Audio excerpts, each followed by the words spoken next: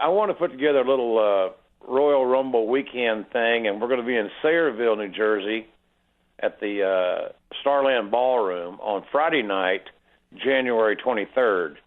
Obviously, the Friday night prior to the Royal Rumble, and that show starts at 8 o'clock. And then we will be at the Trocadero Theater in Philly. That show starts at 3, and we'll be out there probably around 5 o'clock, and everybody will have plenty of time to get down to the arena to see the Royal Rumble, which is a huge deal, and sold out immediately, seemingly. And so it's going to be a good weekend. And tickets start at $20. I'm not sticking a gun to anybody's head, and $20 we think's fair, and it'll be fun. And the tickets are on sale at AXS.com. So that's about all the shilling I got, Mike. You know, I could, I could. But I hope we have good crowds. Royal Rumble weekend. I've never played Jersey. I haven't played Philly in my stops along the way, as far as my one-man show is concerned, and I think it'll be a fun opportunity. And I expect to, between cold beer and Philly cheesesteaks, to probably need to get right back in the gym when I get home. Well, JR, let me ask you this. You said that you haven't played those areas. I'm assuming for your one-man show is what you're talking about. Now, what is the format of the show here? Can you get the listeners a little indication on what they can expect if they come out and spend a very measly $20? Well, I start off with a little bit of a monologue, and that is my attempts at humor. We do a little funny stuff. I think I'm more of a humorist than a comedian. But we tell a few stories, just to kind of get everybody a little bit of a background. You know, a lot of people in today's social media age didn't realize that, you know, I spent 21 years at WWE, beginning in 1993. I think WrestleMania 9 was my debut, actually wearing a toga. But nonetheless, some people say, well, I didn't know that you were in the wrestling business before you came to WWE, and I was for 19 years. So a lot of stories from the territory days. I've met some captivating, some amazing individuals, worked with a lot of them, a lot of road stories. But, Mike, I'd like to get right to the Q&As. We'll do a little stand-up and have some fun with that, but we'll get right into the Q&As. That's what the audience, I think, embraces most, because if they are willing to come see me, I appreciate it, and there are no questions that are off limits. It is a no-holds-barred Q&A. We try to have some fun with that. So that makes up the bulk of the show, and it makes every show different because the line of questioning generally is, it's pretty ubiquitous. It's everywhere. It depends on where you are, and so it's stories from the road, it's stories from people I've met and worked with, and then it's the Q&As. We also do a meet and greet thing, a VIP ticket where we do a meet and greet that day in Philly, the Rumble. Those start at 1 o'clock, and I give everybody a free bottle of JR's barbecue sauce that comes through the VIP line, and personalize their photos or their memorabilia. And we have fun doing that deal too. So I really like giving back.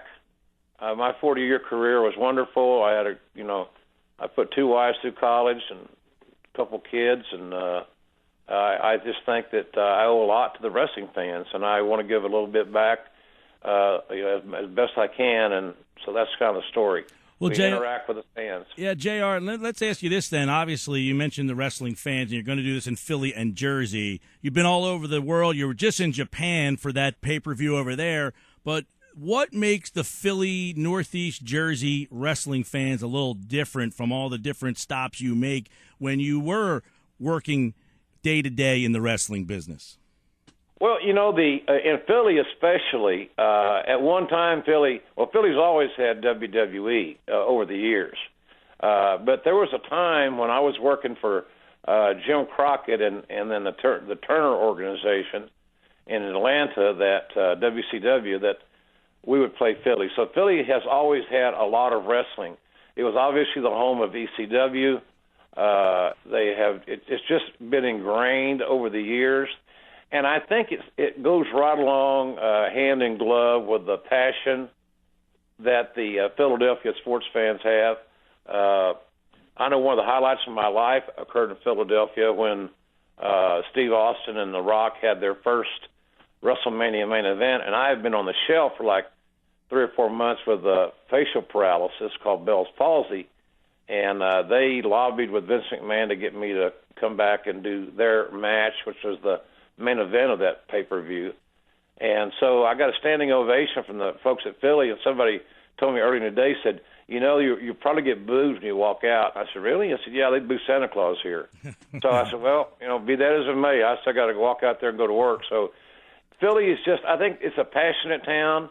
They're not intimidated. They wear their feelings on their sleeve, much like I do. If they don't like something, they share it with you. If they do like something, you know it.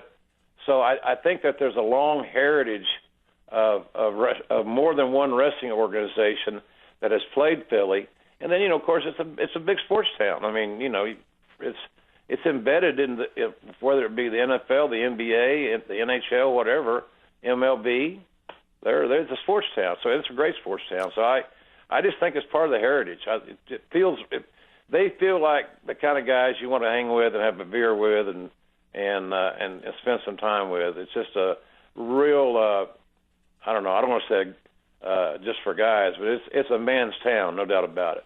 Well, JR, let's ask you a couple things regarding the industry that obviously you talk so highly of, and now obviously the day-to-day part of your life is not there. You did call the Wrestle Kingdom 9 the other night, which was awesome, and then obviously many people recognize you, as you said, from the WWE, but you did things outside of that. Where do you think that industry's going? Is it on the up? Is it on the down? Does it make you sad when you see what's going on, or are you excited about what's moving forward?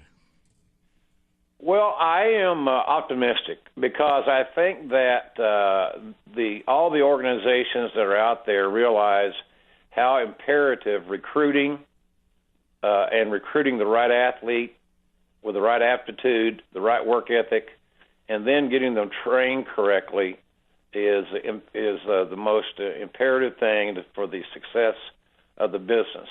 It would be like the NFL trying to survive without college football. It would not be the brand that it is without having that feeder system of getting quality athletes that fit into your system that can be coached up and developed. So I like the fact that a lot of the guys in Japan that I was talking to, when their rookies come in, they actually live, they call it a dojo, it's a gym, but they live in the gym. They train in the gym. They work out. They don't leave the gym hardly to, they maybe go out and get a bite to eat here and there, but they're basically landlocked in that facility. And it is not a easy feat. More quit than stay. I don't think WWE obviously is that stringent. Their talents live in the Orlando area that are training for their business. But I'm optimistic that I think the business has finally realized that if we don't recruit quality athletes and guys that have those genes that many of us were not blessed with, and they've got an aptitude for the business, that the business is going to be okay. I don't overthink the creative. It's just too damn subjective. Some nights I watch different wrestling shows. I like different facets, but I really don't overthink the creative facet of it because we would all do it a little differently if we had the opportunity, I think.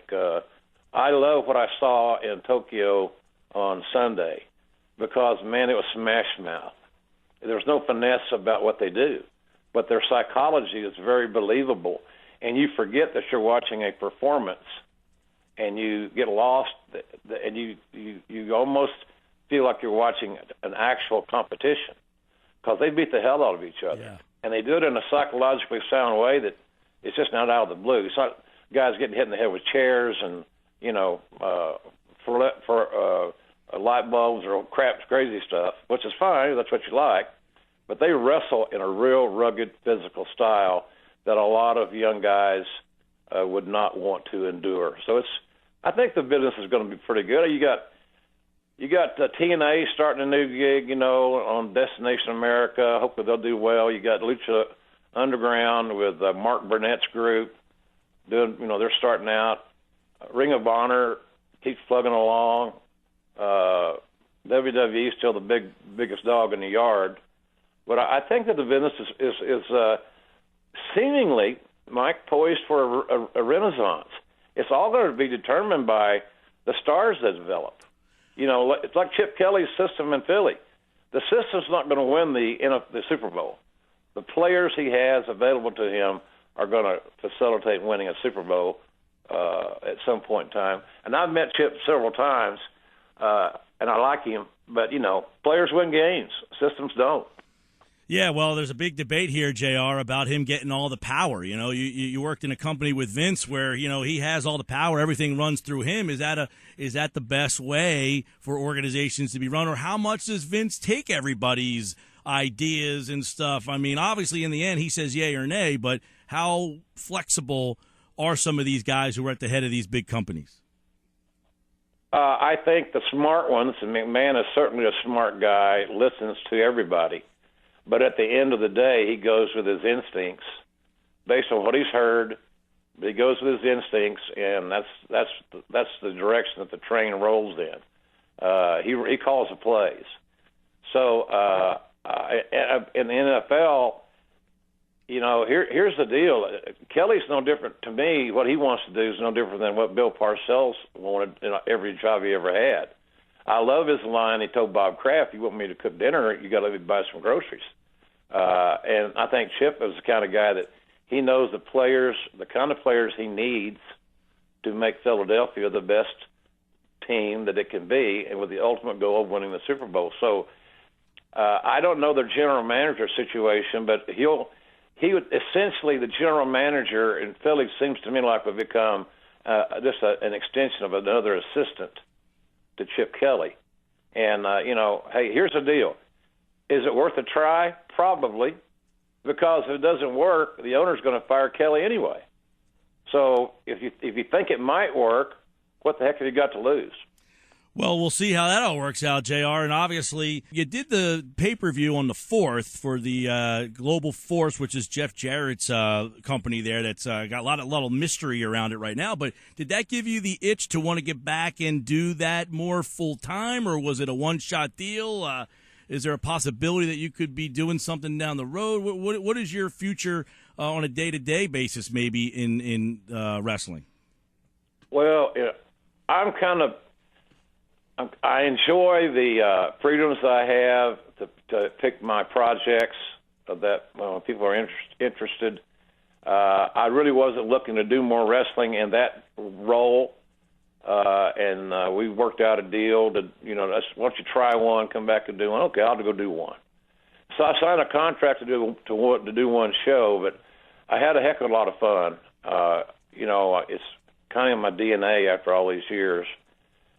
If the right opportunities come along, I'm very interested in looking at any. I'm an independent businessman. I don't work for any company, so I'd be stupid not to look at the opportunities. I'm having a blast with my podcast, as you mentioned, and thank you for that, on Podcast One. It drops tonight at 9:00 Eastern, with the president of TNA, Dixie Carter, outlining her plan for the year and how her company's going to reorganize and regroup. So I'm enjoying the heck out of that. I'm working on my autobiography, first time ever, to write an autobiography. And I've had 2 New York Times bestsellers, but they damn sure weren't about me. One was a cookbook, and one was about Stone Cold. So, I'm having fun. But yeah, I'm interested in any of those types of things. I've done a little boxing for Fox. Had a blast doing that. I want to do more boxing because I'm a boxing aficionado, and I did a MMA pay-per-view back in the fall. Had fun doing that. So, but there are things I like to do. I've been really lucky in my life, Mike. I've had jobs that didn't seem like jobs, so I never felt like I was going to work. Lucky guy. Well, that's something we all strive for, and it's fun because you get a chance to kind of, continue to dabble in the thing that you love, listening to the podcast. You have great interviews. You tell great stories, and you're traveling around doing the show. And he's going to be in Philly and Jersey on the weekend of the Royal Rumble, which is in Philadelphia. Are you going to actually go to the Rumble? Are you going to get a chance to get over to Wells Fargo and watch it? It all depends on travel. I'm not against going.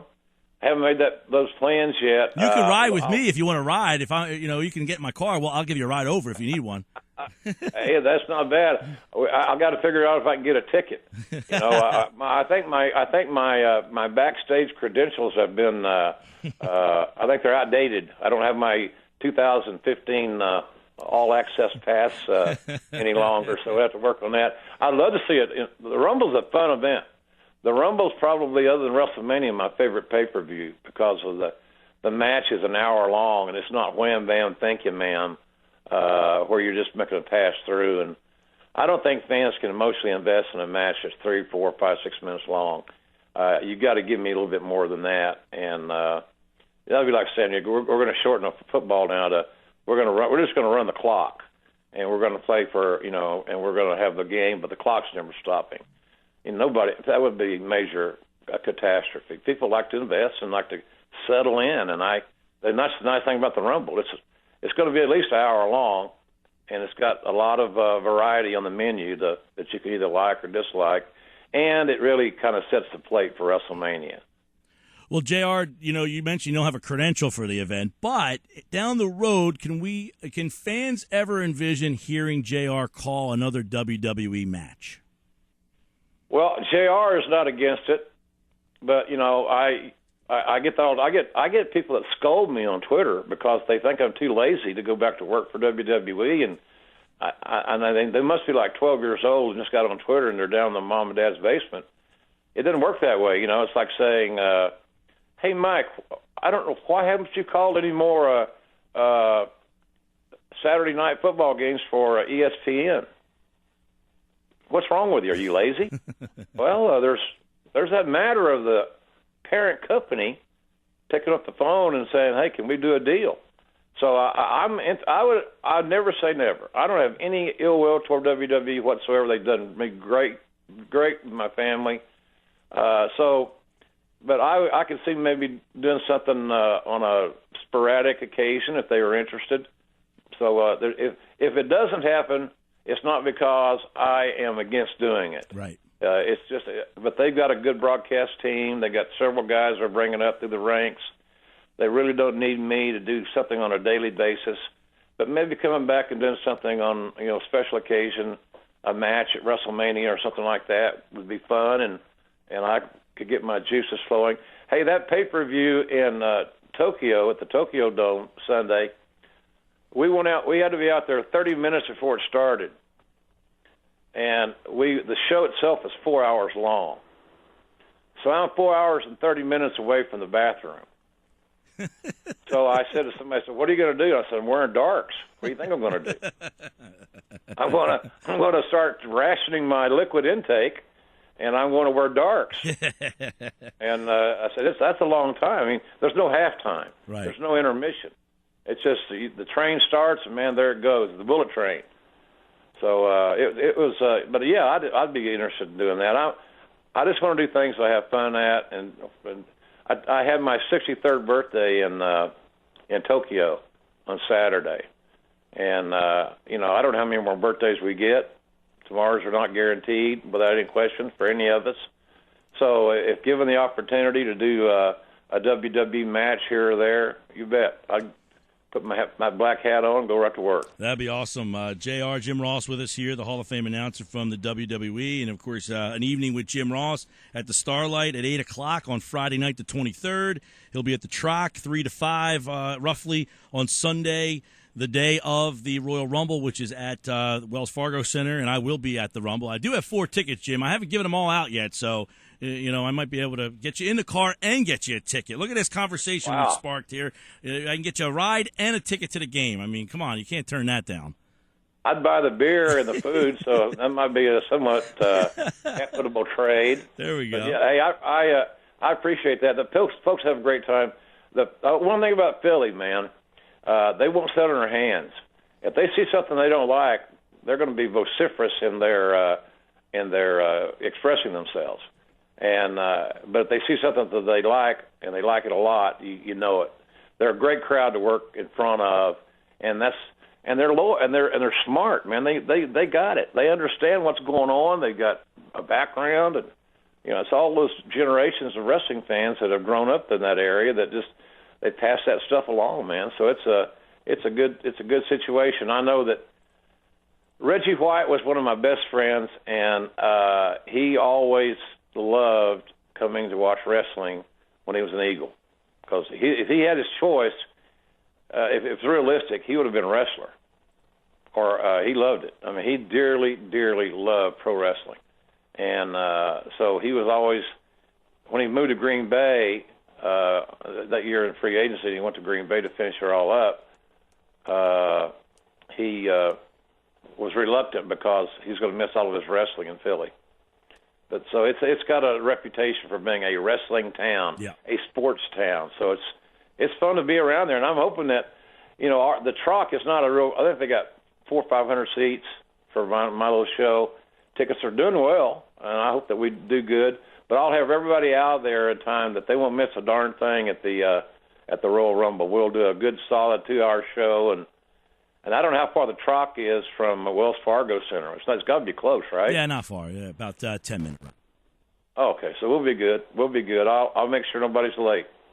Yeah, that should be fun. Get over there, check out the show, make a whole day out of it, and then check out the Rumble that night. And obviously, Jim Ross, it's a pleasure to catch up with you. And I listen to the Ross Report on Podcast One all the time. It's very entertaining, great stories, great guests over there, and it's one of the top downloads on iTunes. So everybody, if you didn't know that Jim was doing that, and you're hearing his voice and you're enjoying it, he does it every Tuesday night that drops. So check out the Ross Report over there. And it was a pleasure to catch up with you, Jim. And hopefully, like you said, maybe we can do an evening with Jim Ross down here in one of the Atlantic City venues. I can help you hook that up. Absolutely.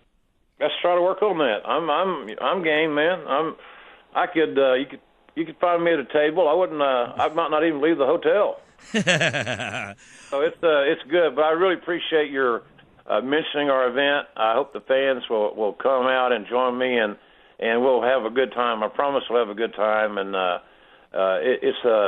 it's a fun night. There's going to be a lot more laughing than crying, I can promise you. Well, I've heard great reviews from the ones that you did in New Orleans and other ones around for the WrestleMania time, so I know that the people, if they go for this one, will enjoy themselves.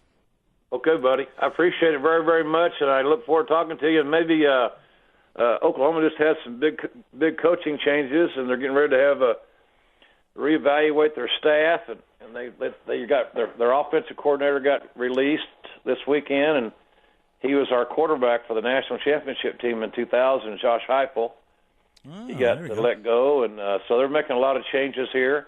So once we get back into football mode, and we could get back on and talk football anytime. Absolutely, JR. And by the way, I'm a WVU guy, so we're enemies on 1 week a year. How about that? All right, we could be okay. We can get in the same room together though. Still. Oh hell yeah, man! Look, the great thing about going to Morgantown is really simple: apple cobbler moonshine. I've had that a few times. I had a blast. I've been. Oklahoma's played at Morgantown now twice since they came into the Big 12. I've been to both games, and it's not the easiest place to get to. But Norman's not either. I get that, but the people they are partying. They're having a great time, and if you just infer that you're looking for some moonshine, it's like. Try mine. Everybody's got their own little recipe and all these different flavors. But this year topped it all, though. The apple cobbler moonshine was amazing. It tastes like McDonald's hot apple pies. When you take it down, it's like, wow, I just had a McDonald's hot apple pie in liquid form. I never thought of it that way. You're exactly right. There we go. And so I can rationalize. I just had a little liquid You know, McDonald's little pie here. That's it. It's no big deal. Yeah. All right, JR. Hopefully we'll see you on Sunday, and it was a pleasure to catch up with you, and we'll continue to listen to the podcast, man. We appreciate it. Thank you so much. You bet, buddy. Take care, and thanks for having me on.